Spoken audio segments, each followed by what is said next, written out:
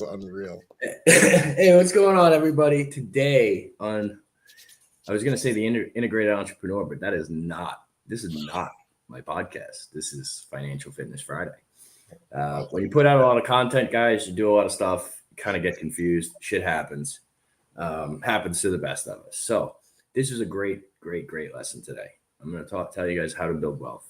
And it's something that my grandfather used to hammer home all the time. And it didn't really mean anything to me until I actually took a look and realized that he was right. And he used to say, you could either work for your money or have your money work for you. All right. And that's basically going to be the lesson for today, which is really cool. I get to pass down something that I learned and now obviously implemented, and I can share with you guys. So here's what I mean by this. Okay. If you are working a job, right, you are trading your time for money. Okay. And when you're trading your time for money, obviously time is one, the most precious resource we have, and two, limited. Okay. Wealthy people let their money work for them. Here's what I mean by that. Wealthy people use their money, put it into the stock market, put it into crypto, put it into real estate, and their money works for them when they're sleeping. They are producing a return. So like on my investment properties, okay, if I do nothing, I know I will make a certain amount of money each month because the rents are coming in. Okay, so I'm making a return on that. Plus, I'm also paying down a loan on a very valuable asset or assets. Okay, when you have a business, if you're an employee, you are trading your time for money. If you are the owner, you know that for every, let's say, $1,000 you put into marketing, hopefully $2,000 or $3,000 in revenue spit out. And hopefully you have enough profit in there, right? So let's say you spend 1,000 and you make 3,000, right? You have 2,000 of income based on that $1,000 spend. All right. How much of that is profit? It could be 500. It could be 1,000. It could be 1,500. It doesn't matter. The point is you're putting money in, that money is working for you. And then it's coming back as a larger sum. Okay. And that is the key to wealth building, is having your money work for you, not you work for money. Okay. And a lot of people get that wrong, but we always harp here on that pie chart, right? We always talk about, hey, if you are making, let's say $1,000 a week, okay, 250 of that needs to go to fixed costs. 250 of that has to go to variable costs, right? And then hopefully you can get 250 into savings and 250 into investing. That is the basic premise, okay?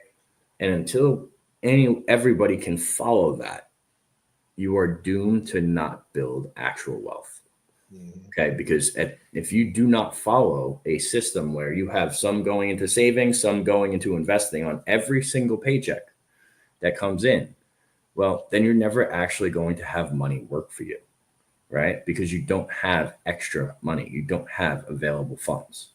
And the only way for you to actually build wealth is to have your money work for you. You're not going to save your way to riches. It doesn't happen that way.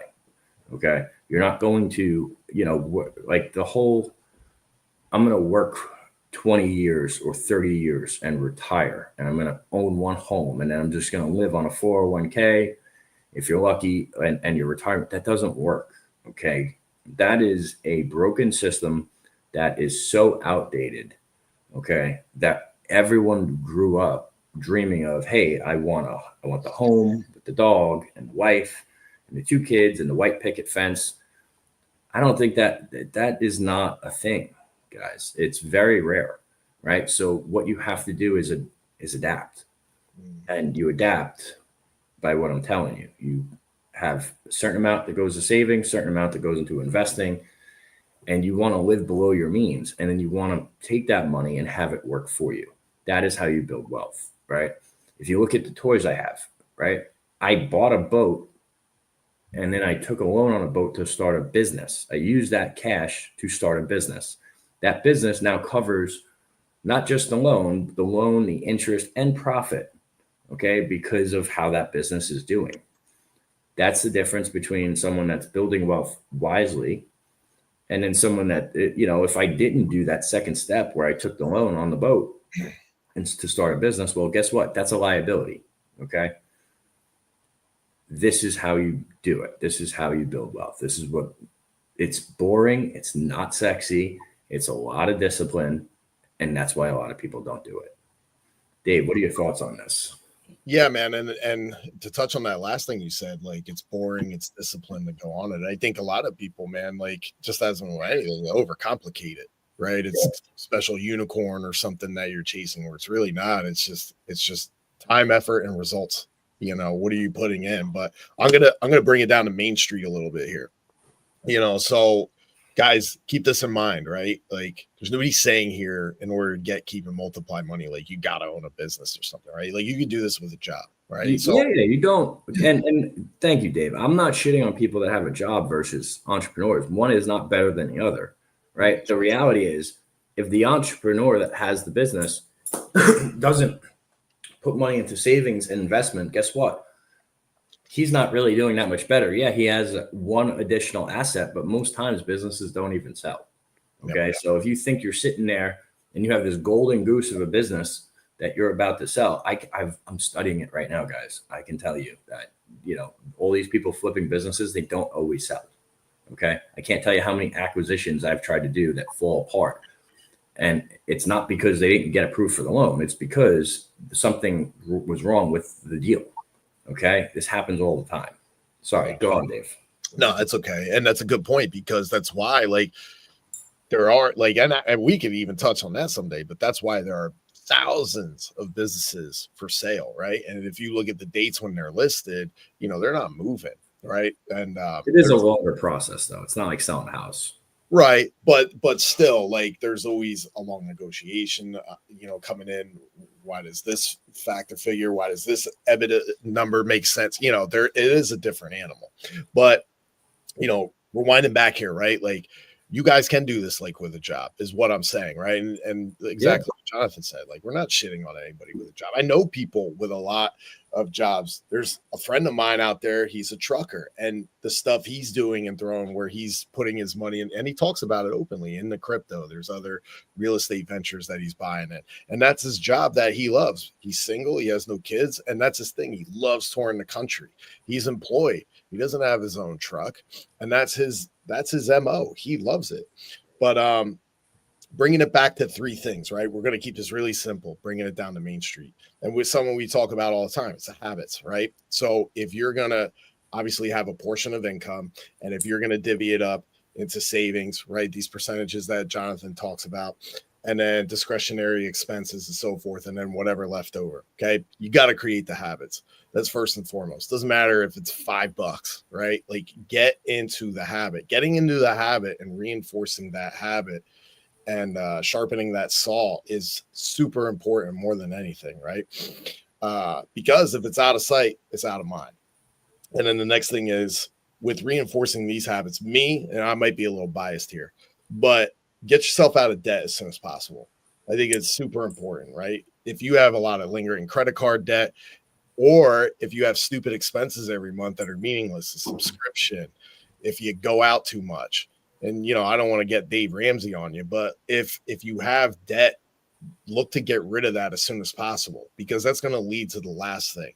If you do have a job, right, and if you're not basically have the ability to accelerate the savings, yes, your savings, yes, you might have some cash. The reason you want to get out of debt is learn how to leverage credit, learn how to leverage it properly, use it to either obtain assets, to obtain some type of inventory if you're going to sell something, or even to start a business, right? To get your foot in the door. Now, have a plan. Just don't do anything dumb with it, right? You got to have a plan written down and some type of course of action if you're going to do that. And that's it, man. That's all I got for Main Street. So I'll tell you this. I don't agree with any of the paying off the debt, okay? Because you have to specify what kind of debt. Right. So I think what Dave meant to say was pay off, all your credit card debt, pay off anything that isn't producing a return. Okay. Yes. Now there is a level of debt, and I talk about this a lot, there's a healthy level of debt. Okay. And thank you for clarifying that. By the Yeah. way. There's a healthy level of debt. Debt on equipment, debt on assets, right? Debt on investment properties. Any debt that is producing a return, okay, is good debt. As long as the return is more than the payment and the interest, it makes sense, and keep it. And here's why. Okay.